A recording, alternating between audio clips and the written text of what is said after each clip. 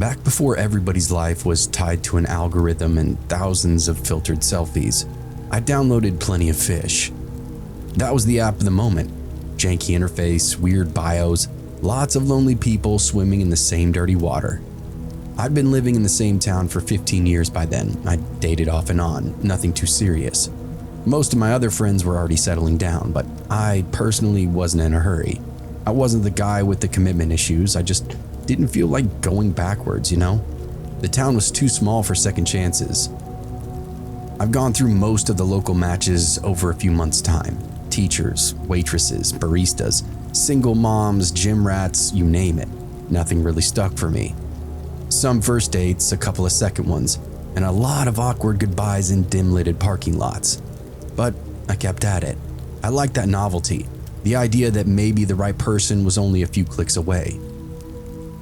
Then, one night, after a long shift at my shop, I opened the app out of boredom and damn near dropped my phone. Lisa. I hadn't seen her name before, let alone her face, in over 3 years. When we dated, she was different, softer, shy, never wore makeup, never partied much, always talking about getting out of town. We fizzled naturally, no big drama, just time. But this Lisa, she looked wild. Her hair was cut short, dyed some kind of blood red with black accents. Hot stuff to me. She had a half-sleeve tattoo on her right arm, piercings through her nose and lip, and a new look in her eyes. Confidence, maybe? Either way, she did not look like the girl who used to sit in my passenger seat, humming along to old Matchbox 20 songs.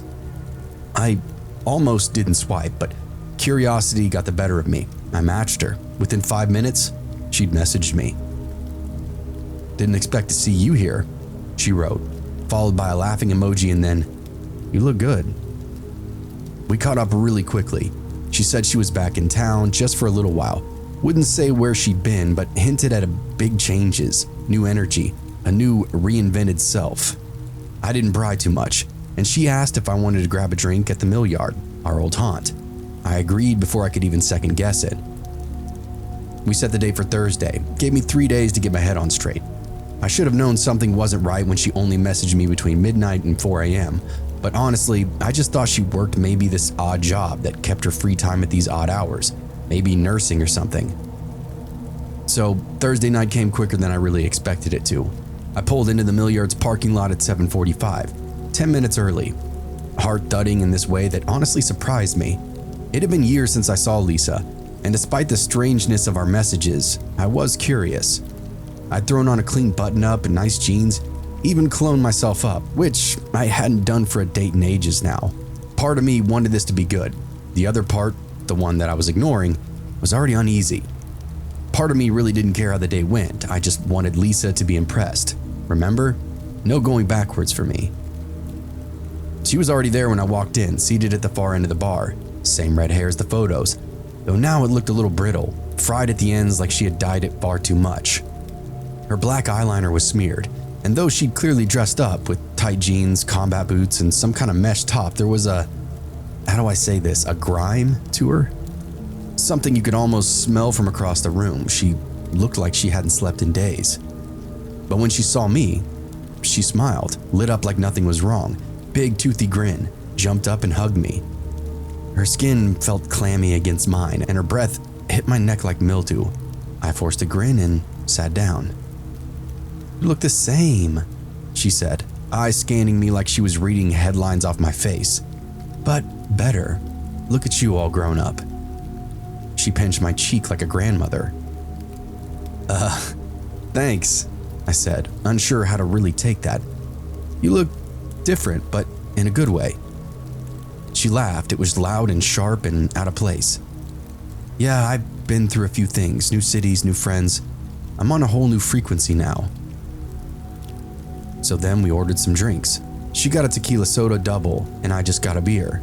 We started talking, but it wasn't long before sentences started kind of fraying at the ends. One second she'd be telling me a story about a trip to Austin, and then the next she'd be murmuring something about the moon being some kind of surveillance device. I laughed at first, thought she was joking with me, but she wasn't. She kept scratching at her arms, her neck, even the sides of her face. Not like an itch though, like she was trying to peel something off. Her eyes would immediately dart toward every person that walked in, watching them like a cat watching birds. Twice she leaned in close and asked if I recognized anybody in the bar, like we were being watched, and I just kind of played dumb. You work nights or something? I asked her, trying to shift things back to normal. You only messaged me like in the middle of the night. She leaned closer, eyes wide, pupils huge. Sleep is only a tool. You can opt out. I only rest when I black out. That's how they stop watching. I nodded slowly and took a long drink from my beer. By the second round, she excused herself to the bathroom. 10 minutes passed, and 15. I figured she was doing something in there, probably snorting something based on the way her jaw kept twitching and how her nose had started to drip. Moments later, she came back like nothing had happened, sat down, finished her drink in one pull, then immediately ordered another. I was not about to match her pace. You don't trust me, do you? She asked suddenly out of nowhere, grinning wide. You think I'm just some spun out, cooked up girl, huh? Don't worry, I'm not using the bad stuff anymore, just maintenance stuff. Stuff to keep my aura clean. Lisa, are you doing okay? Her face froze for a second, then twisted. What kind of question is that? I just mean, are you all right? You've changed a lot, and I'm just wondering if you're in a good place. She didn't answer. Instead, she got up and went straight to the bathroom again. I sat there staring at my half-drained pint, wondering how the hell to leave without making a scene. The bartender, who looked maybe 22 and clearly tired of our table, shot me this look like, good luck, buddy. When Lisa came back, she was grinning again, but her lipstick was smeared and there was a little blood on her nose. I missed you, you know? She said now. Her voice was a little slow and syrupy, like she was underwater. They didn't want me to contact you though. Said you were on their side. Who's they? She laughed.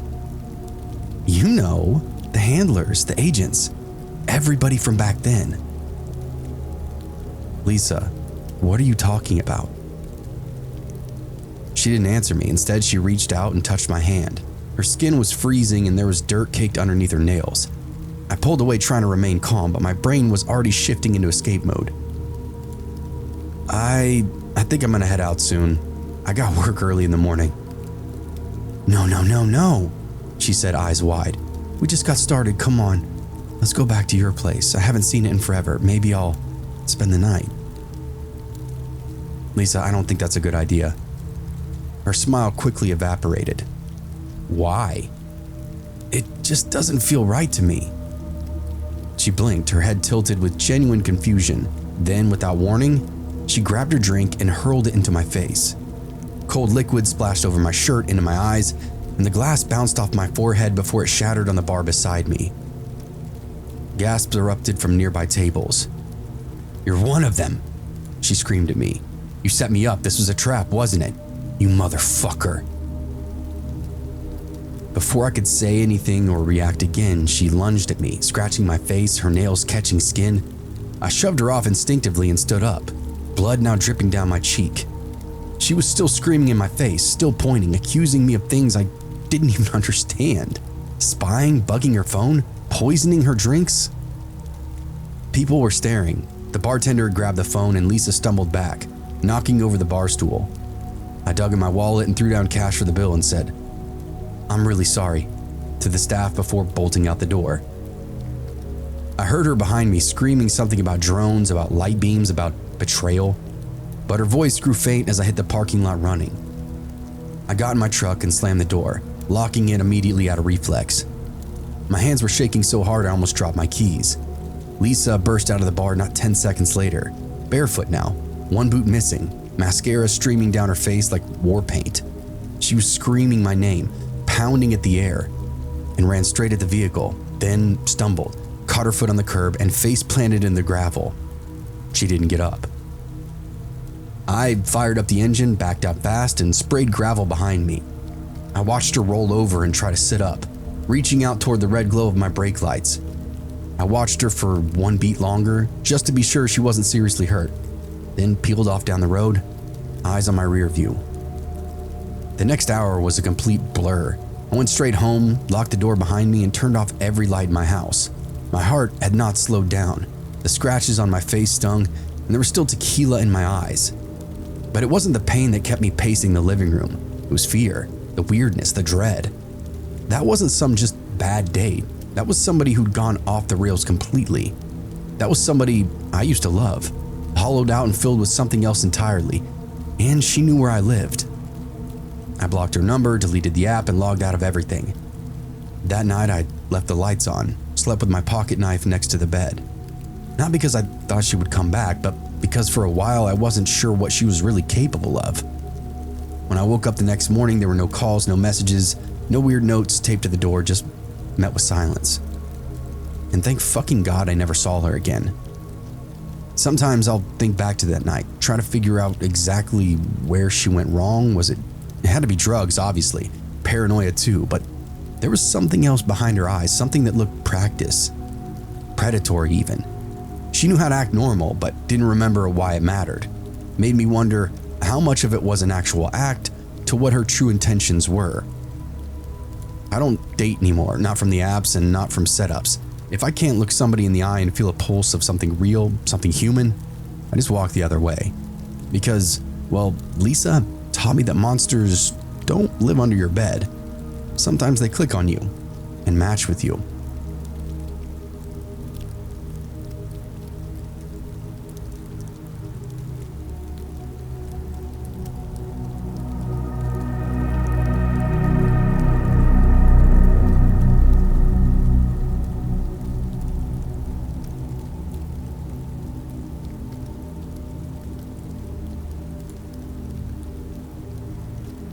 Dating apps ruined my life, and I know that sounds dramatic, but there's not a better way to say it.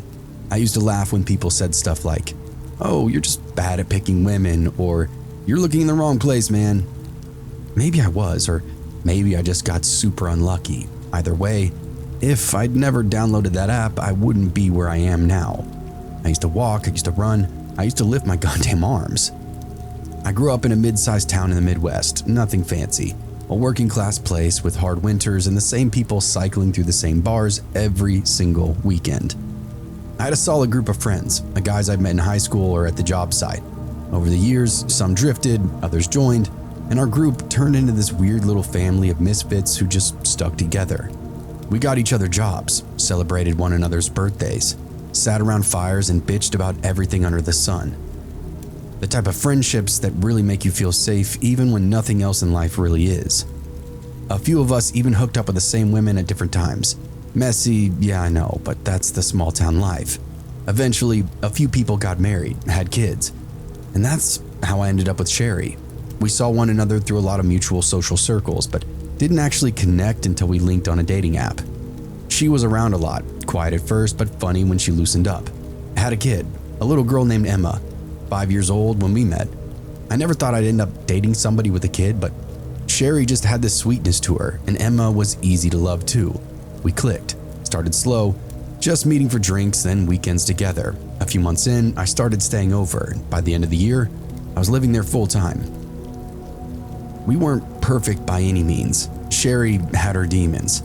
Everybody knew she used to have a problem, pills mostly, but there were stories about the harder stuff too. But when we got together, she was clean, and I saw the effort that she was putting in. I saw the way she tried, so I threw myself in, tried to be the man that she needed. I didn't know back then how fast it could all fall apart though. Things got real between me and Sherry quickly. It wasn't just the honeymoon phase or the kid needing a male role model. I genuinely felt like I belonged there. I'd wake up early, get Emma ready for school when Sherry was dragging, pick up extra shifts to help cover rent, groceries, daycare, whatever. We weren't rich, but we had enough. Enough love, enough laughter, enough hope to make it feel like we really had a future together. Sherry would have good days. On those, she'd clean the whole place, cook dinner from scratch, read to Emma until they both would nod off. But when the bad days hit, it was like a switch got flipped immediately. She'd disappear in the bathroom for an hour, come out with glassy eyes and slurred words. I wasn't stupid. I knew the signs, I just didn't want to believe it. I confronted her a few times and she'd swear up and down she wasn't using, said she was tired, overwhelmed, depressed. And I wanted to believe her. Emma loved her mother more than anything, and I wasn't ready to break the only stable thing that poor little girl had. But when she stopped going to her support meetings and started running errands for hours and hours, and then lost weight that she didn't have to lose. I got worried, real worried. Our friends even noticed it too, the tight-knit group that I told you about. Some of them distanced themselves and some of them didn't. One in particular didn't, Kevin. Kev was around the group for years, never really close, always kind of like on the fringe of it. Greasy hair, twitchy hands, that hollow attic look that you get when you burn through everything but the nerve endings. We all knew what he was into, heroin mostly, sometimes crack too. The kind of guy who'd show up uninvited and stay for far too long. I told Sherry to keep her distance. She agreed, which was a lie. One Thursday, I got off work early. Long day, I just wanted to get home, maybe take Emma out for some ice cream. When I turned onto our street, I saw cars in the driveway, ones that I didn't recognize. An old Civic with one door, primer gray, some beat up old truck with cracked windshields, and my stomach dropped immediately. I walked in, and the living room smelled like burnt plastic and body odor. Kev was there, and this other guy that I didn't know, tall, lanky, pale as hell, looked like a walking staph infection. They were posted up on the couch, eyes low and scratching at their arms. Sherry slumped between them. Her pupils were blown out, mouth hanging open like she didn't even know where she was. "Are you fucking kidding me?" I said, standing in the doorway. Kev looked up at me like I interrupted some kind of game. "Yo, chill, she called us." "She called you. You know she's trying to stay clean. You know there's a fucking kid here." "She wanted a party, man. Ain't my job to babysit." I turned to Sherry, who looked up at me with that empty smile.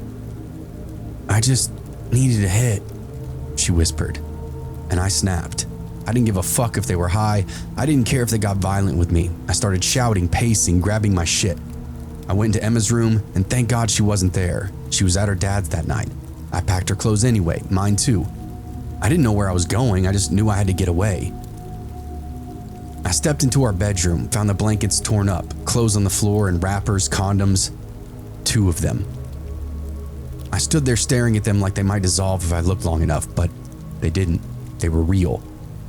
I smelled the room again, a mix of sweat and chemicals, and I knew what had happened in there.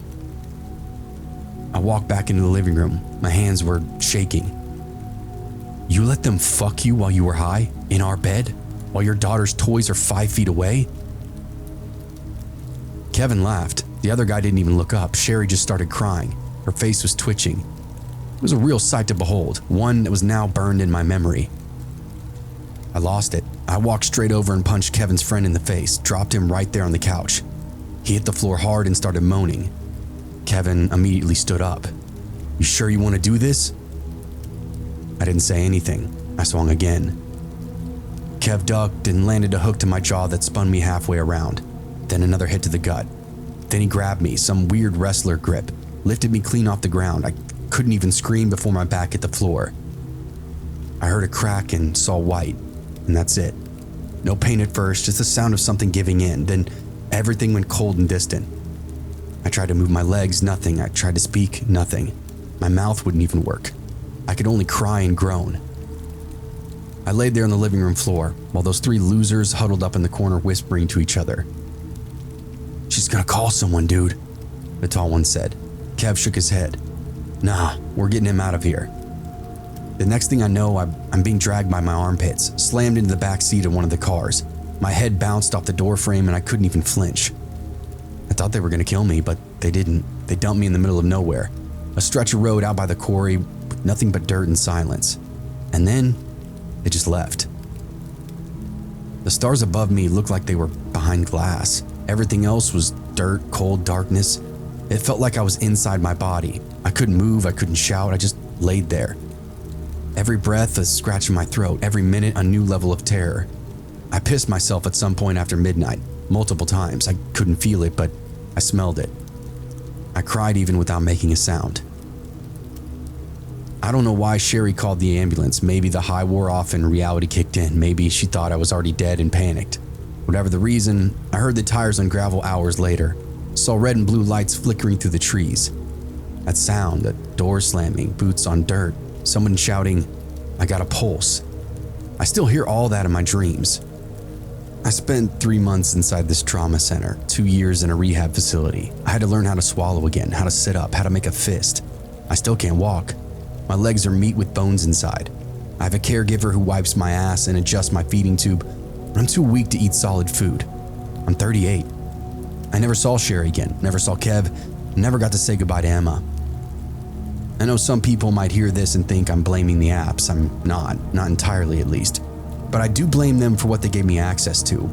I blame how easy it is to mistake a person's profile for who they really are. I blame the illusion of connection. I thought I was building a life. What I built was a house on gasoline, then handed the matches to anybody who walked right by. So yeah, dating apps ruined my life, and not because I used them wrong, but because I used them at all. If I just waited, if I just let life happen the old-fashioned way, if I hadn't already swiped right on somebody I knew far too well, I wouldn't be sitting here, looking out this window, praying every night that that little girl, the only true innocent part of this whole fucking thing, made it out okay. I'd be able to stand and walk and go back to work. But that will never happen for me. I don't think I'll even live to see the age of 40.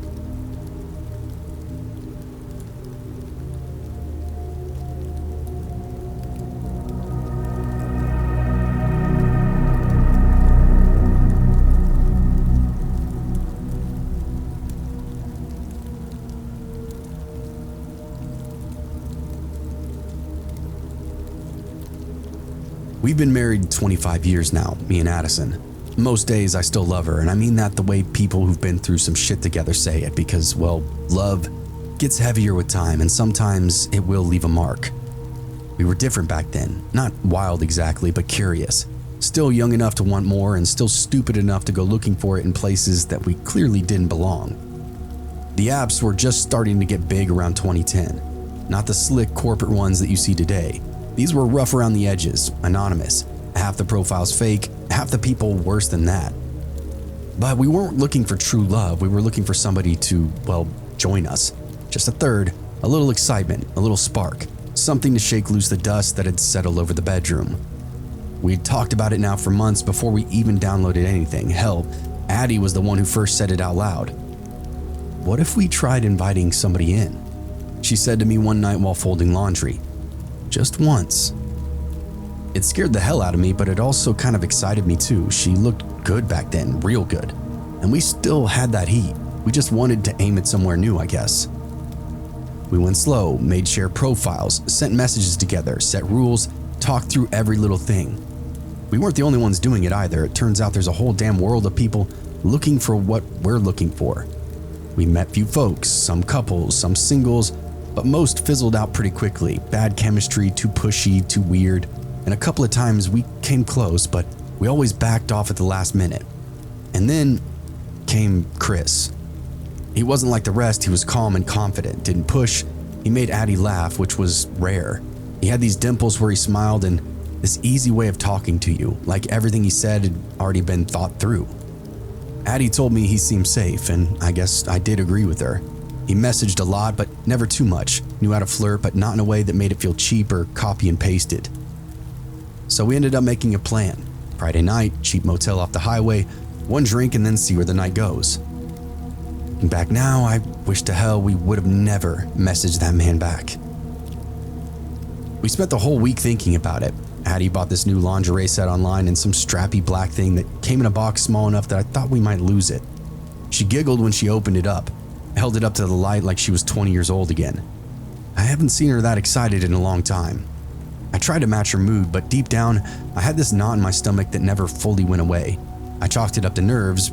First always feel like that, right? Chris messaged us the night before, just a quick check-in. He asked us what motel we'd pick so we could plan for his arrival time. Said he'd had a last-minute schedule shift but wanted to make sure that everything lined up. We planned to meet at the Sandview Inn. I told him no hesitation and didn't think twice. I just texted it to him. Friday came, we dropped off the kids at my brother's place, told him that we were taking a little staycation just to unwind. He laughed and wished us luck. We got to the motel around 7. It wasn't a dump, but it wasn't nice either. Beige walls, floral bedspread, dim bathroom light that was buzzing. We brought down our drinks and a Bluetooth speaker and candles to set the mood. Addie disappeared into the bathroom to change and do her makeup. I sat on the edge of the bed, sipping whiskey, trying to calm my nerves. When she came out, I forgot how to breathe. That lingerie didn't hide a damn thing, and she looked better than she had in years. Her eyes were sparkling and she looked alive. By 8:30, we started to wonder if he'd flaked. That's how most of these stories go, we figured. Big plans, then cold feet. We were about to start our own party without him, and then there was a knock. 3 short raps. Addie froze mid-laugh. I stood up and looked through the peephole. It was him. Black leather jacket, clean shaven, that same calm face. I opened the door and he smiled at me. Hope I'm not too late. We let him in, poured a few drinks. He complimented Addie and said she looked amazing. She blushed, and for a few minutes it felt like a real date. We talked about some music, movies, even shared a few dumb stories of our first few months of marriage. Chris was pretty smooth and not sleazy. He laughed in the right places, made eye contact, leaned in when he talked, but not too close, you know? About 30 minutes in, he made this strange request. Hey, he said, swirling the ice in his glass. This might be a little weird, but would you guys mind getting undressed first? I'm a little shy and it helps me feel comfortable if I'm not the first one. Addie looked over at me, and I gave her the tiniest shrug. We talked about this before. We knew things could get awkward, especially that first time. I said, sure, that's not a problem. We stood up, a little drunk by then, and started stripping down. Nothing sexy about it, just quick and casual. Addie unhooked her bra and tossed it onto the chair. I kicked my pants aside. We were now both naked, standing by the foot of the bed, grinning like teenagers caught doing something bad.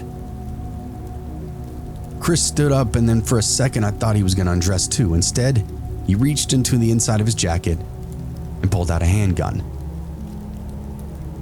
It didn't look like a movie gun. It looked real and it looked heavy. All right, he said, voice super steady. Toss everything into that pillowcase. I froze. Addie screamed once like she was trying to hold it in and couldn't help it. Chris didn't even flinch. He gestured with the gun. Jewelry, phones, wallet, whatever the fuck you've got, put it in that pillowcase. Addie started crying and whispering, oh my God, over and over like a chant. I reached for the pillowcase and started filling it. Her necklace, her wedding ring, the bracelet she got from her mother, my wallet, my watch, my phone, her phone, $200 in cash, even her shoes, designer heels that she bought for this night in particular. He stayed calm the whole time, didn't shout, didn't rush me, and for some reason that scared me more than anything. He had obviously done this before, or thought about it long enough that he looked like he had. When the pillowcase was full, he backed up towards the door. I really liked you guys, he said. You seem cool, but this is just easier than working for it. He opened up the door, stepped into the hall, and was gone. Addie collapsed onto the bed, curling up, shaking. I stood there, still naked, still holding that empty whiskey glass. My heart was slamming so hard I thought it was going to burst.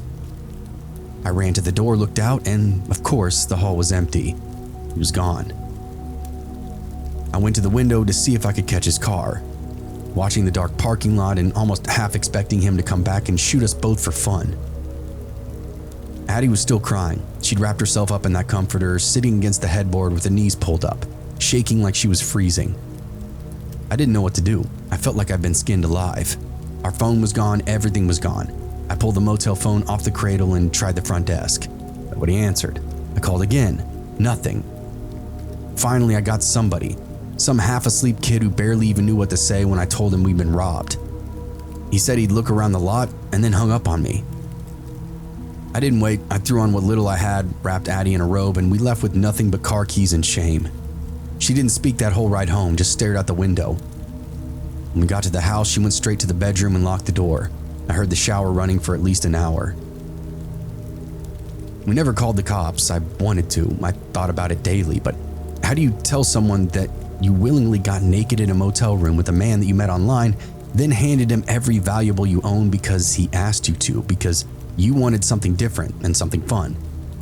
It wasn't just the embarrassment, it was the look on her face that night. Addie and I never talked about it again. We deleted the apps, shut down the accounts, and threw away the burner phones. We told our friends that we got robbed on vacation and left the rest of the story to be super vague.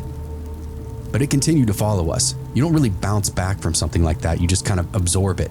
like a crack in the drywall you cover with a picture frame. We, for obvious reasons, don't mess around with drastic lifestyle changes anymore. We're just happy we still have one another.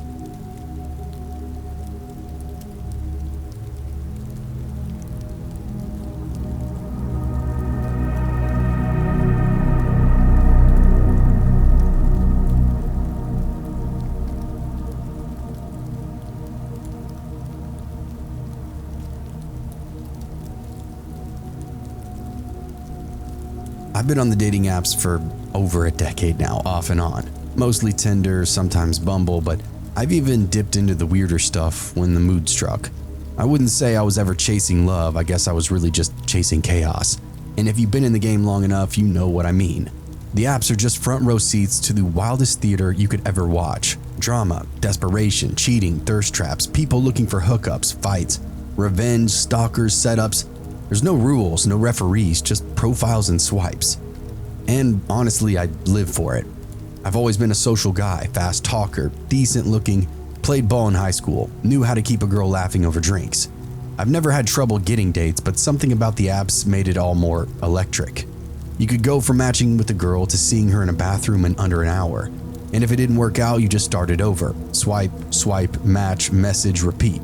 The thrill of it wasn't just in the dates itself, it was the stories that came with it. And man, I love the stories. You'd see all kinds, girls you haven't thought about since high school, now divorced and back on the scene. Coworkers pretending they didn't recognize you. Even wives of guys you know, using fake names and different hair colors, trying to keep things quiet. And that's what really pulled me in, not the chase but the mystery behind each and every match. Who were they really? And because I'm writing this and you're hearing it, that's what got me in trouble. I wasn't trying to be a hero, I wasn't snooping, I wasn't setting out to destroy anything or anyone, but when I saw my buddy's girlfriend pop up on Tinder, it was like watching a car drift into oncoming traffic. Her name was different, Katie or something dumb like that, but her photos were full face, clear as day taken around town. Her dog, her car, same smile. I've been over to their apartment before, I've eaten dinner with them. And now here she was, looking for side action while my friend sat at home probably playing Call of Duty. I should have swiped left, but I didn't. I matched with her. I didn't expect to match back, but it did within the hour, and that's when I started wondering if this was really her. Maybe it was one of those fake accounts, right? A stolen photo dump, some dude catfishing horny guys in town for laughs or PayPal scams. But I kept staring at the profile. The details added up too well. The car had one photo. I'd seen her driving it. The dog, that was her mutt. The apartment wall in the background, same paint job that I'd seen when I helped my buddy move in a couch last summer. Still, I couldn't believe it. It was easier to think that it was some copycat. I scrolled through the rest of her pics, trying to convince myself the nose looked different, the jawline didn't quite look the same, but deep down, I knew. The first message was simply just hey with a smiley face. I stared for a long time. I almost unmatched right then and there, but something in me, I guess it wasn't pride or anger, it was curiosity, wanted to know who this really was.